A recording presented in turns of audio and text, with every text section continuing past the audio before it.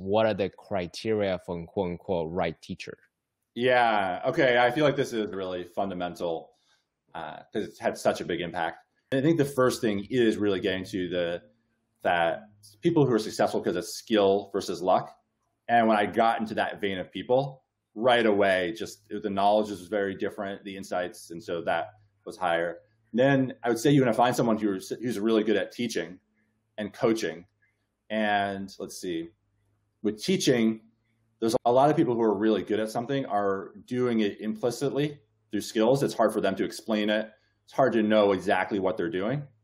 And there's other people who are very conscious about it and are good at teaching others. They've had feedback loops. They're good at explaining it to others. And so you definitely want to try to find the people who are good at explaining. And then in coaching, I think one thing that really Eben's really good at is he's really good at, he almost didn't give me any advice for 6 months. I didn't even want the advice, but he was really listening, observing how I was acting. And then when he gave advice, it was very much designed to be at the fundamental level. And so it would have the biggest impact rather than giving lots of advice on the surface level. And in order to do that, he had to get to know me. And one of the big things that shows how holistically he thinks, his wife, Annie, is amazing. And she's a marriage coach. And she emailed me one day and saying, hey, part of Eben investing in companies is you get me. And I hadn't mentioned anything about my marriage at that point. And so at first, I felt uncomfortable accepting that at first. But part of the idea is that any of the challenges you have personally will impact you professionally and vice versa.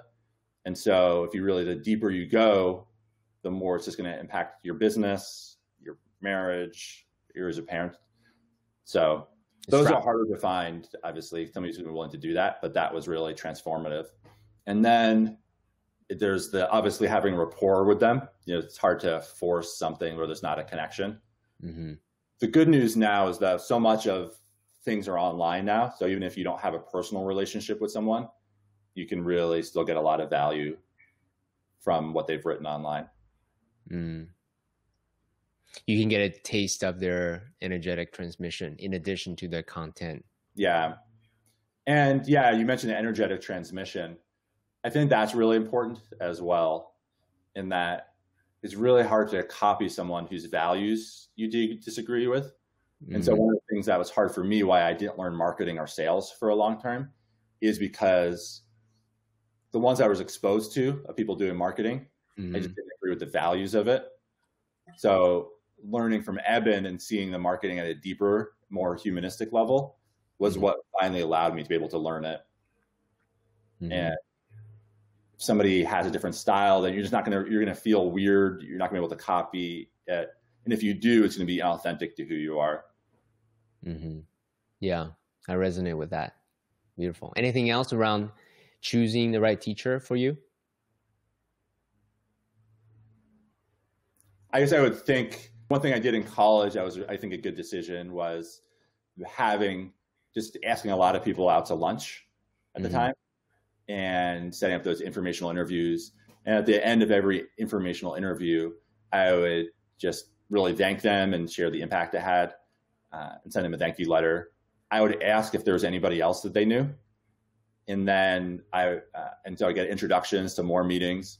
And then if they recommended I do something, I said, okay, once I read this book that you recommended, would it be okay if I circled back and just let you know how I applied it in a few months? So I kept the relationship open and expanded the network and deepened that relationship. And it's dating as well, that there's some relationships that just go deeper. And Eben is one of those relationships. And previously in college, I shadowed Steve Mariotti. He founded the Network for Teaching Entrepreneurship, which is an amazing nonprofit that helps low-income high school students in inner cities start businesses. And still very close friends. And at the time, he would just really transform my life. So I would work out of the office. He let me use the office space on the weekends. So I'd work out of the office. He invited me on business trips, got to just co-speak at conferences with him.